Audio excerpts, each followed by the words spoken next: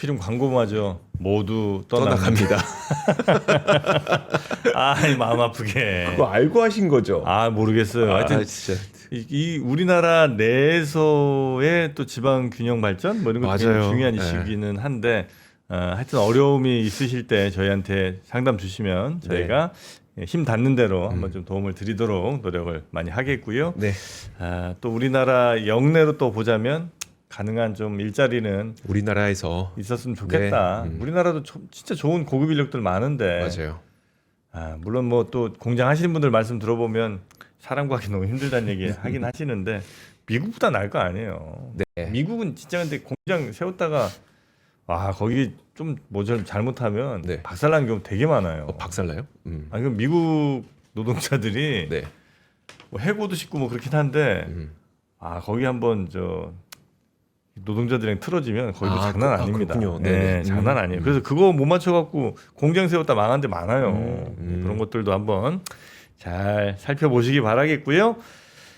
이번 시간은 우리 하나증권의 빈센트님 모시고 산타랠리, 산타클로스 is coming uptown인가? 하여튼 뭐 하여튼 오시나 안 오시나 그거 한번 여쭤보도록 하겠습니다. 빈센트님 어서 오십시오. 어서 오세요. 네, 안녕하세요. 빈센트입니다. 네, 반갑습니다. 저는 개인적으로 네. 이 산타랠리를 조금 시니컬하게 봐요. 왜요? 왜냐하면 그 산타랠리가 일단 7일간의 거래 기록을 우리가 공식적으로 산타랠리라고 부르거든요. 아, 그래요? 근데 그때 동안에 올라가긴 다 올라가. 크리스마스 그 네. 주에 그 전후 이틀 5일인가 아마 그래요. 아, 그래요. 그러면 그때 올라가는데 뭐 랠리는 있었대. 근데 내 수익률은 그렇게 별로 크게 달라지지 않았거든요. 그러니까 뉴스에 나오는 랠리와 나의 수익률과 괴리가 큰 경우를 너무 많이 봐서 네. 저는 산타랠리 있다고 하더라도 큰 랠리가 아닌 이상 저는 좀 시니컬해요. 본인이 투자 못한 거 아니에요? 아 그런가? 아니 랠리 가는데 내 거 안 오른다고 열내면 어떻게 해? 이번엔 그래서 오늘은 제가 부탁드리는 거는 네. 예상된 뭐 예상일 뿐이지만 산타랠리가 있을지 여부도 중요하지만 네. 어느 정도였는지 이런 것들도 좀 같이 말씀해 주셨으면 좋겠어요. 알겠습니다. 네, 일단 제목이 오신 것처럼 연말입니다. 네. 세 가지 정도의 의구심을 갖고 왔고요. 의구심이라는 단어가 의심하고 좀 다른 건 약간 부정적인 의미가 있죠. 그럴 수 있을까에 대한 우리 의구심. 첫 번째 산타랠리입니다. 이조 기자 주셨던 것처럼 사전적으로 마지막 5거래일과 1월 달 첫 2거래일 총 7거래일 동안 주가가 평균적으로 올랐던 현상. 그게 이제 산타랠리예요. 맞습니다. 그러니까 우리 캘린더 계획 기준을 보면 한 23일부터 네. 내년 한 1월 4일까지 의미겠죠. 좋았습니다. 평균적으로. 네, 2000년 이후 주요국들의 높은 확률. 화면에 보시는 것처럼 얼마나 높은 확률이었냐면 제가 조사해 왔습니다. 미국 S&P, 나스닥, 니케이, 상해, 코스피, 코스닥. 월등히 코스닥이 높습니다. 그 과거 데이터를 봐도 네. 산타랠리 동안 네. 그래요? 상승 확률 전기간 2000년부터 2024년 말까지 코스닥 80%. 그러니까 이 기간에 코스닥 지수는 상당히 좋다. 그리고 유독 이건 이제 상승 확률이구나. 네, 상승 네네. 확률입니다. 네, 상승 폭이 아니고 확률입니다. 25번 중에 80%가 코스닥이 올랐다. 자, 그래서 올해 코스닥은 지난주에 와서도 말씀드렸던 것처럼 코스닥 활성화 방안 150점 펀드도 이미 출범이 됐고, 그래서 코스닥에 대한 기대가 지금 시점에서 있다라는 말씀드리고, 코스닥 그러면 우리가 제약바이오에 국한돼 있지만 실제 자본재 등등도 좋다. 그러니까 부품 쪽도 좋다. 이렇게 말씀드린 적이 있고요. 요거 더 나가서 말씀드릴까요? S&P 500과 코스피 코스닥의 주요 업종들, 이 업종들이 좋았습니다. 산타랠리 기간 중에 맞습니다. 뭐가 좋았나? 네, 그러면 결국 뭐 반도체 보이고요, 에너지 보이고, IT. 네, IT가 주로 보인다. 유통 IT입니다. 그런데 자, 이건 전 기간이거든요. 네, 바이오로 지금은 금리 인하 기간입니다. 네. 금리 인하 기간만 또 이렇게 봤습니다. 금리 인하 기간에 네, 금리 인하 기간은 역사적으로 2000년, 2001년, 2007년, 2008년, 2024년을 미국의 금리 인하를 기점으로 금리 인하라고 정의했고요. 네. 그때 기간 동안에는 또 산타랠리, S&P 500, 코스피 코스닥이 이런 업종들이 좋았다. 결론적으로 유통과 반도체입니다. 근데 이때 금리 인하 기간에는 금리 인하가 좀 많이 됐던 때고 지금은 거의 안 되는 때 아니에요?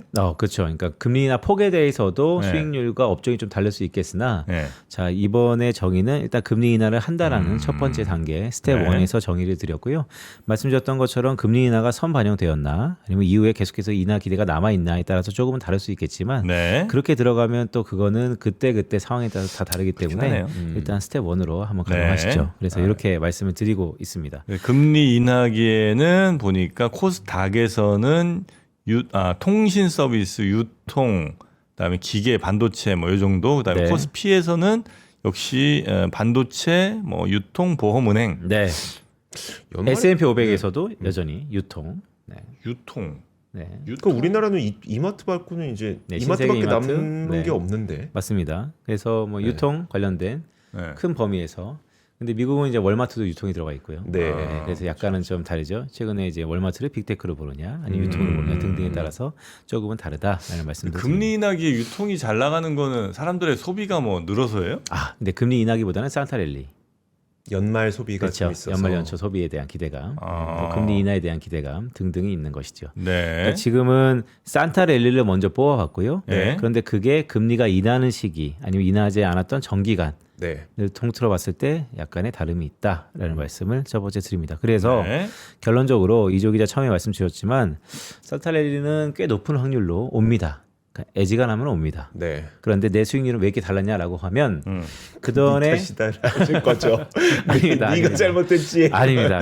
우리에는 뭐 잘잘못이 없습니다. 네. 항상 잘못이 있다면 그거는 선택 실패가 아닌 또 다른 기회를 찾기 위한 하나의 밑거름이라고 보기 때문에 네, 결코 보시면 어쨌든 이번에는 코스닥이 좋다라는 말씀도 조심스럽게 드립니다. 네. 이미 산타랠리는 시작됐다라고 보고 있습니다. 지금도 산타랠리 중이라고 봐야 되는 거죠? 그러니까? 맞습니다. 예. 네. 지금은 근데 요 과거의 데이터들이 좀 맞아 들어가고 있어요. 예를 들면 유통, 뭐 네.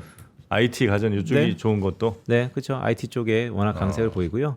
저는 뭐 오늘 결론적으로 뒤에도 말씀드리겠지만 어저께 그러니까 한 2, 3일에 걸쳐서 AI 거품론이 확대되고 있습니다. 네. 브로드컴 실적 발표, 세상에 AI 쪽에 마진이 둔화된다 등등 우려감. 오라클은 어떻게 되냐? 너무 좀 과하지 않냐? 체할 것 같다 등등.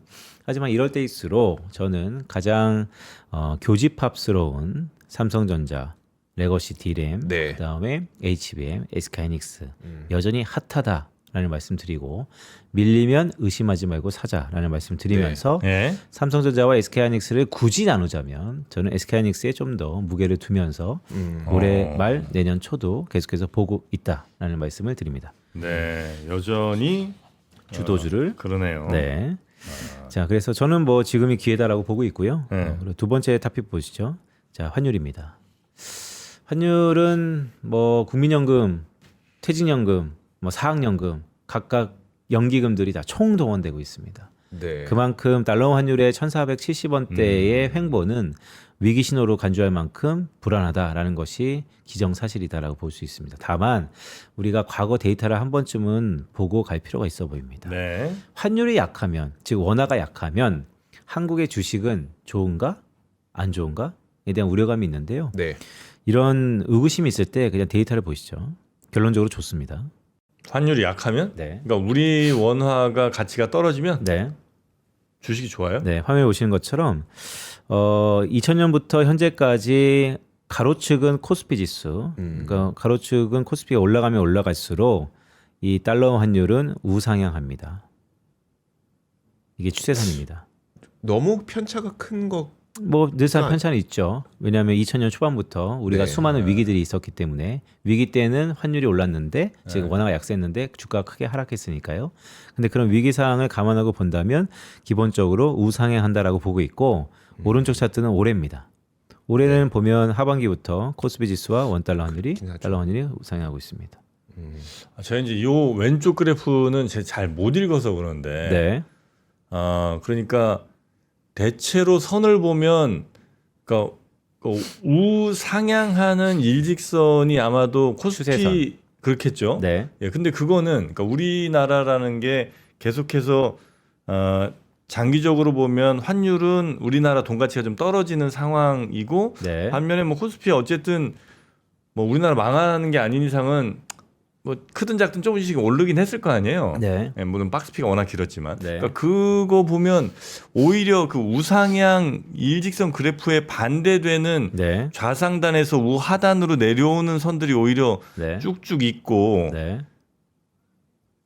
그래서 오히려 반대 해석은 혹시 아닌가 하는 생각이 살짝 들어서 말씀 주신 것처럼 이거는 추세선의 베타, 즉 기울기가 가파르지 않기 때문에 이견이 있다라는 말씀을 드릴 수 있는데요.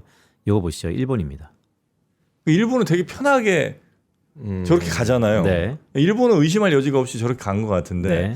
우리는 좀 반대 아닌가? 말씀하셨던 것처럼 왼쪽 차트 1번은 좀 더 보기 편하시죠? 네. 한국을 보면.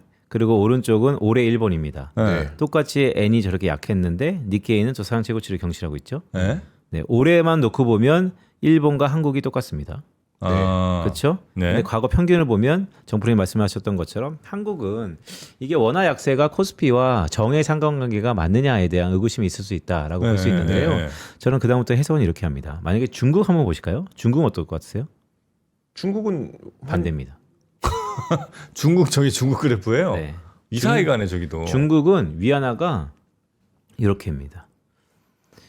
중국 상해 종합지수 올해 또 여전히 하반기에 올랐는데요. 위안화는 계속해서 채찍 던지는 네, 노예 뭐 주인 강세입니다. 그래프 같은 느낌. 그러니까 지금 한국, 일본, 중국이 네. 조금씩 다르죠. 다르네요. 네, 한국, 일본은 그 나라의 통화가 약하면 주가에는 긍정적인 정의 상관관계가 보였다는 게 과거 통계고, 그런가요? 중국은 오히려 위안화가 강세여야지 네. 상해 종합지수가 좋았다라는 것이고, 화면에 보시는 것처럼 오른쪽은 유독 올해도 뚜렷이 나타났다. 자, 이유를 찾아보면 이렇습니다. 한국하고 일본은요 수출 중심, 그 다음에 기업들의 생산성 기대. 네. 하지만 중국은 내수 부양, 즉 원자재를 수입하는 국가.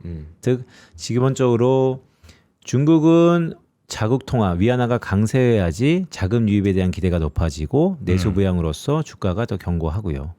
한국과 일본은 계속해서 수출 주도의 경제 성장 모멘텀이다 보니까 구조다 보니까 그 통화의 약세가 지수를 이끌었다라고 볼 수 있습니다. 네. 근데 중국도 원래 수출 중심이잖아요. 지금 이제 수출 중심에서 내수로 바꾸겠다는 게 이제 이번 정책의 어떤 변화 요인인 거고. 그럼 네. 두 가지입니다. 원래는 내수 중심.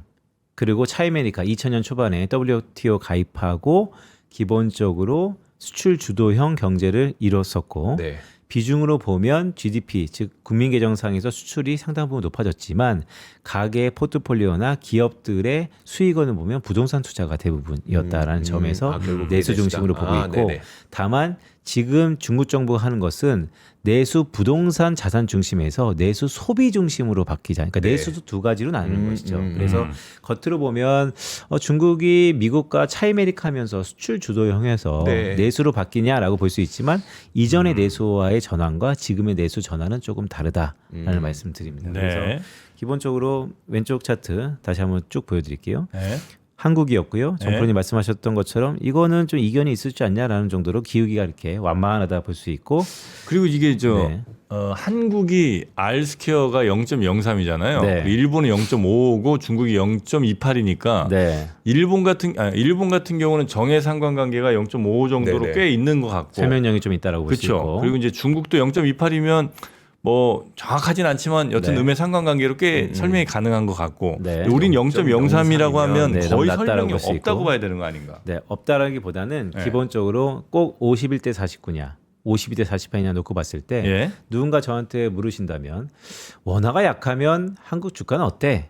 그러면 사실 삼성전자 주가로 보면 원화 약세일 때 삼성전자 주가가 좋거든요. 네. 근데 우리나라 시가총 1등이잖아요. 우리나라 주식시장의 30% 정도를 설명하는 역할이 있습니다. 네. 그런데 또 왼쪽에 통계를 보면 전체적으로 보면요. 설명력은 좀 약할 수 있겠으나 기본적으로 원화가 약했을 때 우리 코스피 지수는 상승했던 경향성이 있습니다라고 저는 말씀을 드리겠습니다. 네네네. 알겠습니다. 그래서 우리 원화는 여튼 양의 상관관계가 있고 특히나 이제 2025년 5, 6, 7일 요때부터 보자면 특히나 더 굉장히 일치하는 모습을 맞습니다. 보여주고 있다. 그러니까 이런 거죠. 정부가 성장성이 둔화되고 있다. 네. 한국 정부 올해 마이너스 성장도 분기마다 있었으니까요. 그리고 GDP 대비 가계부채가 상당히 100%를 넘었다. 가처분 소득 대비는 이미 160%를 넘었고 이렇게 부채가 많은 국가, 그 국가의 통화는 그 국가의 펀더멘털을 반영한다는 측면에서 그러면 원화 약세 압력. 네. 하지만 외국인 입장에서 이러한 기술 혁신 초기 시대에 네. AI 투자의 밸류체인상의 가장 중심에 있는 한국 기업들, 그렇다면 이러한 원화 약세에 대한 우려보다 돈을 버는 기업들에 대한 베팅 훨씬 더 크다라는 측면에서 제가 한 달 반 정도 전에 네. 다 같은 한국이 아닙니다. 네. 이제는 정부, 가계, 기업이 밖에서 보면 다 같은 한국이라서 맞아요. 원화가 약세면 다 약하지라고 보겠지만 이제는 따로 가. 따로 간다라는 말씀도 드리면서 두 번째 하긴 설명드리겠습니다. 이렇게 중요한 이제 밸류체인에 있는 기업들이 많은 나라인데 그 나라의 환율이 이렇게 높아져서 그러니까 원화 가치가 싸졌으면 네. 야, 전 진짜 싼데 앞으로도 괜찮을 것 같은데 네. 들어올 수 있겠죠. 그렇죠. 그러니까 예. 예전처럼 제가 완전히 모든 게 다 해피하다는 말씀 드리는 건 아닙니다. 왜냐하면 지금의 달러 환율의 1,500원 선의 위협은요. 부담스럽죠. 네. 네. 그래도 과거처럼 야, 환율이 몇이야? 1,470원에서 1,500원 선이라는데요. 라고 하면 그냥 알아보지도 않고 야, 나라 망해. 안 돼. 하지 마. 라고 볼 때는 아니다. 그쵸. 맞아. 그렇죠. 그 안에 좀 변화가 있다는 것이고 네. 다만 지금부터는 좀 중장기적인 얘기 드리겠습니다. 네. 중국하고 일본이 많이 바뀌었는데요. 네. 우리만 제자리 걸음입니다. 뭐가요? 금리가. 아. 일단 요건 기준금리입니다. 네. 기준금리 보면 꼭 레벨 수준으로 보면요. 중국, 한국, 일본이 25년 동안 바뀐 적이 없습니다. 네네. 항상 중국은 기준금리가 높고요. 원래 선진국, 네. 중진국, 네. 근데 이제 여기 보시면 2008년 9년 때 약간 한국과 중국이 뭐 붙을 쯤 말쯤 하다가 네. 그렇습니다. 그런데요. 기준금리, 즉 국가의 정책금리, 중립금리, 국가의 잠재 성장률을 반영한 기준금리는 그런데 시장의 해석은 완전 다릅니다. 화면에 보시는 것처럼 이미 장기금리는 역전됐습니다. 중국과 일본이 역전됐습니다. 아. 10년물 기준으로 중국 금리가 일본 금리보다 낮습니다. 일본이 더 높아요. 에? 지금 1.95%로 진짜? 네, 일본이 중국보다 금리가 높다고요. 자, 이거의 해석은 장기 금리는 경제 성장성을 그렇죠. 반영한다는 측면, 인플레이션, 텀프리온 다 있지만 10년 뒤에는 중국의 저금리가 일본이 저는 금리 정상화라는 표현을 쓰는데 공교롭게 이번 주 일요일 날, 이번 주 금요일 날 BOJ도 있죠. 금리 올릴 겁니다. 일본은 이미 중국을 뛰어넘고 있습니다. 10년물 금리로. 이 부분이 좀 헷갈리는데 네. 어떤 때는 수급적으로 이거 봐라 장기금리 높은 거는 어느 누구도 장기적인 리스크가 크기 때문에 채권을 안 사서 네. 그렇기 때문에 이건 문제가 있다고 해석하고 네. 이거 봐라 장기금리가 높아지는 건 장기 성장률이 높기 때문이다라고 해석하고 네. 승질이 많이 나요. 아니 너무 헷갈려. 지금 똑같은 지금 이 순간의 해석이 두 개가 다 된다고요. 맞습니다. 그렇죠. 왜냐하면 알면 알수록 그래서 어쩌라는 것이냐라는 것처럼 네. 되게 이견이 있습니다. 그만큼 네. 장기 금리는 두 가지 팩터로 정의되기 때문입니다. 성장과 인플레이션과 네. 또 다른 기대, 즉 리스크 요인인 것이죠. 그래서 말씀드렸던 것처럼 어느 하나가 세트리스 페리우스 딱 정체돼 있으면 해석이 쉽겠으나 네. 그때 다를 수 있다라는 것이고 그럼에도 불구하고 총체적으로 네. 성장에 대한 기대건 인플레이션에 대한 기대건 리스크건 이 모든 것들의 종합 선물 세트가 네. 장기적으로 일본이 중국을 역전한 게요. 화면 보시면 25년 만입니다. 아니 사실 더 깁니다. 아, 네. 근데 이제 중국의 10년물 금리의 데이터의 부재 때문에 그렇지 역사적으로 보면요. 꽤 지금 세상에서요. 중국과 일본은 바뀌고 있는데 네. 여전히 너크래커라고 얘기는 하지만 우리만 제자리 걸음이라는 거. 중국은 이제는 저금리 국면입니다. 네. 중국이 더 이상 금리가 높지 않습니다. 일본은 이제는 금리가 생겼습니다. 네. 원래 일본은 마이너스 금리잖아요. 네. 그러니까 이게 어떤 의미냐면요. 우리 환율을 볼 때 우리가 여기 재테크 방송이니까 막 투자 이런 쪽으로만 얘기하지만 우리 주변에 역학적인 구조적인 변화가 나타나고 있다는 게 되게 중요합니다. 결론은 우리가 이대로 가만히 있으면 큰일 난다는 겁니다. 성장 모델을 바뀌어야 됐다는 것이고요. 지금 화면에 보시는 것은 10년물 금리만 놓고 있잖아요. 네. 그런데 저는 머지않아 화면 보시는 것처럼 2년물도 거의 붙었습니다. 지금. 중국이랑 일본이 네. 단기물도 거의 붙었습니다. 화면 좀 올려주세요. 화면 네, 좀. 화면에 보시면 보면서 지금 일본의 2년물 금리가 1% 초반, 한 1.07% 정도 되고, 맨 밑에가 일본이고 네, 그리고 가운데가 중국이에요. 네, 중국이 지금 한 1.3% 정도, 그러니까 둘이 한 30bp 정도 차이 납니다. 네. 그러니까 거의 붙었어요. 2년물이 우리가 제일 비싸네 지금. 네. 그래요? 그러니까 다시 한번 말씀드릴게요. 요거 화면에 보신 것처럼 한국을 중심으로 중국은 항상 신흥국, 고성장, 고금리, 거기에는 무조건 기회의 땅, 돈 주고 하면 정치적인 불확실성이 있지만 뭔가 된다. 네. 일본은 정체돼 있어. 안 변해. 잃어버린 30년. 일본이 뭐 되겠어? 정책 금리는 아직까지 통화 정책은 그렇게 가고 있으나 시장 금리, 장기 금리는 이미 세상의 변화를 시작했고요. 네네. 단기 금리도 이대로 가다가 왜냐면 오늘 이번 주 금요일 날 일본이 또 네. 올릴 거는 50bp 또 올릴 거란 말이죠. 네. 네. 그러면 50bp 올려요? 25bp, 50bp 왔다 갔다 합니다. 네. 레인지 상에서 네. 이거 역전될 가능성이 있습니다. 그렇겠네요. 네. 이미 어느 정도 기반형 됐겠지만 그래서 한국만 여지없이 한중일 그러니까 중한일 중한일. 네. 일한중 네네. 계속 한국만 가운데입니다. 그러니까 일본, 중국은 서로 바뀌고 있는데. 맞습니다. 고성장이었다가 저성장이었다가 그들의 모멘텀이 바뀌고 있는데 네. 우리는 우리의 모멘텀이 무엇인가? 결국 많은 것들을 시사한다라고 생각하고 있습니다. 야, 근데 중국이 금리가 일본보다 낮다는 건 나는 상상을 못했었는데. 그래서 중국 사람들이 적금을 이제 줄이고 뭔가를 투자해야 되지 않는가. 네. 그래서 이제 중국의 거대 자금이 이제 어디로 갈까의 또 다른 이제 관심거리고요. 네. 그래서 그런 쪽으로 봤을 때 오늘 이제 기본적으로 우리가 달러 환율 1,400원대가 새로운 패러다임입니다라고 쉽게 얘기를 하잖아요. 네. 근데 그 새로운 패러다임 속에서는 많은 구조적인 변화가 이미 일어나고 있고 자칫 우리가 골든타임을 많이 놓치고 있지 않나라는 우려도 있습니다. 야, 금리는 진짜 충격적이네. 네. 이거 중국 금리는 생각도 안 하고 있었네. 네. 자, 여튼 그래서 그래서 흔히 예. 우리가 이렇게 금리가 낮으면 예. 자칫 하나만 또 시간이 좀 제가 말씀드리면 예. N 그러면 우리 이제 3프로 시청자분도 꽤 오래 이렇게 호흡했으니까 특히 이제 BOJ가 있을 때마다 N 캐리 트레이드 예. 네. 그의 근간에는 낮은 금리 그렇죠. 위안 캐리 트레이드 아직은 입에 좀 익숙치 않죠? 네. 네. 네. 그런데 이미 시장 금리는 반영하고 있습니다. 가능성을. 네, 화면 보시면 이제 세 번째 구심입니다. 자, 세 번째는 이제 10월 FOMC가 끝났는데요. 제가 프리뷰도 한번 말씀드렸었죠. 뭐 이견이 있었고요. 예상대로 막 이런저런 하지만 제 눈에 딱 들어왔던 것은 점도 펴는 이견이 있었으나 그 연준 위원들이 다 같이 어떤 얘기를 했냐면 미국 경제가 좋답니다. 네. 내년, 내후년 글비까지 2028년까지. 전 깜짝 놀랐습니다. 화면에 보신 것처럼 AI 효과가요. 미국 경제 전망에 반영되기 시작했습니다. 그 전까지는 연준 내부에서 AI는 새로운 기업, 그리고 AI가 긍정적인 부분, 부정적인 부분, 수많은 그 페드 리슨을 쭉 보면 수많은 페이퍼에서 긍정적인 부분, 인플레이션 부분, 낮추는 부분, 노동시장 다양한 것도 있었는데 결론 네. 좋다. 네. 3년 동안 이전 전망보다. 이번 10월 FOMC였습니다. 화면에 보시는 것처럼 수정 경제 전망이 기존 전망보다 이렇게 올랐습니다. 추세가 바뀌는 시점입니다.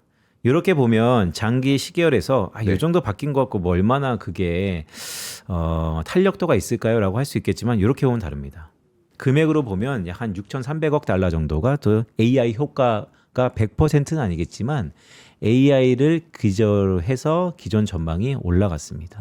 올해, 내년, 내후년, 향후 3년까지. 자, 이런 무슨 얘기일까요? 하이퍼스케일러, 지금 버블. 네. 저는 여전히 초입이다. 이거를 딱 듣고 하는 생각이 미국의 노동 생산성. 네. 그러니까 AI 효과는 이런 거죠. 이렇게 투자 왜 이렇게 많이 합니까? 네. 미국이 리빌딩 한답니다. 제조업이 재건된답니다. 네. 그걸 언제 믿습니까? 화면에 보시는 것처럼 생산성이 올라가고 있습니다. 고용은 계속 줄어들고 있는데 맞습니다. 생산성이 올라가고 맞습니다. 있다. 드디어 AI 효과가 그러니까 연준은 왜 AI 효과 등등을 이용해서 성장률을 높이는가? 지금 1년 반 동안 계속해서 엔비디아를 위시한 많은 빅테크들이 설비 투자를 계속했는데 이게 과연 매크로 측면에서의 숫자로 언제쯤 나타날까? 9월 달부터 약간의 조짐이 있었죠. 근데 이번에 올해 올리고 내년 올리고 내후년 올리고 올리는데 계속 올리는 거 보고 또 기자회견에서 AI가 근저에 깔려 있다는 거 보면 이제는 글쎄 믿어 의심치 말자는 말씀을 감히 드릴 수 있을 정도로 네. 미국은 AI를 통해서 긍정적인 성장의 상승 전망이 나타났고요. 그런 의미에서 미국의 제조업의 생산성이 증가하고 있는데 요거가 중요합니다. 우리 IT 버블 때 미국의 제조업 생산성은 10%까지도 증가했었습니다. 전년 동분기 대비. 네. 지금 이렇게 시작하고 있다라는 거. 그래서 전반적으로 이런 말씀 드릴게요. 오늘 세 가지 의구심. 산탈리 이미 왔다. 하지만 이조 기자 말씀드렸던 것처럼 산탈리는 되게 짧기 때문에 이미 왔다라는 것이 표현이 맞을 것 같고요. 확률적으로 다 데이터로 말씀드렸고 달러 환율에 1,400원. 뭐 달러가 약하면 코스피가 좋다 안 좋다. 과거에 정프로님 말씀 주셨던 것처럼 알스케어 즉 설명력이 낮다 이런 것에 이견을 차치하더라도 구조상으로요. 금리만 보시면요. 우리만 제자리입니다.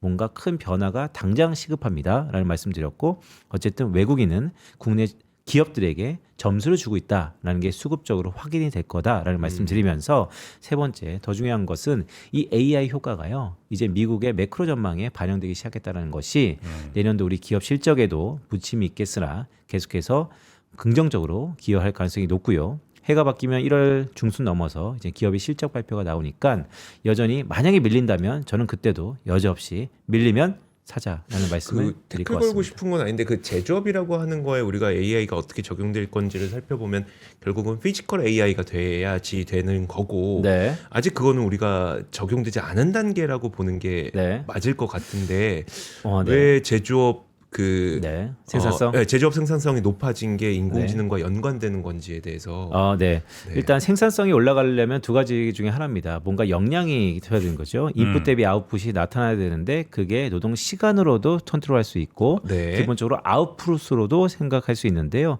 저는 기본적으로 후자가 좀 더 높다라고 보고 있고요.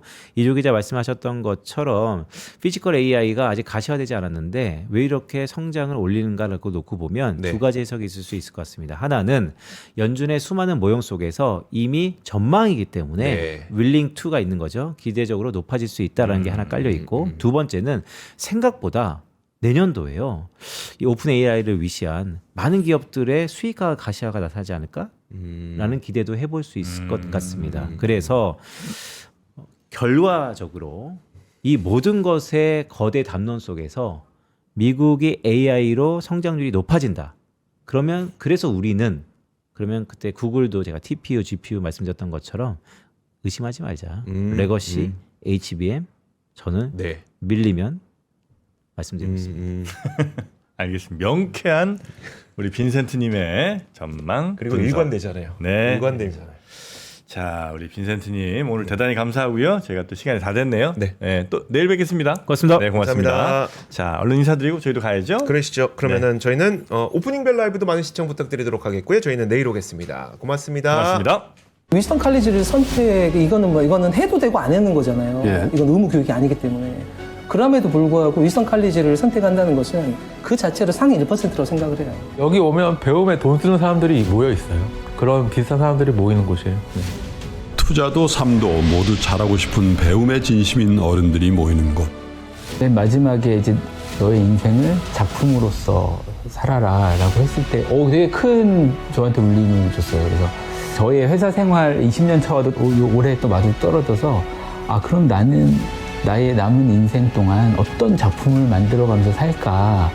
매일 같은 일상 속에서 마음 깊은 곳에 작은 돌 하나가 던져지고 그 파동 속에서 문득 눈물이 고이는 순간 위스덤 칼리지 2026학년도 모집을 시작합니다. 지금 입학 등록하고 지혜로 충만한 새로운 인생을 시작해보세요. 위스덤 칼리지는 영상 아래 링크를 통해 등록하실 수 있으며 지금 입학 등록 시 깜짝 놀랄 만한 혜택이 여러분들을 기다리고 있습니다.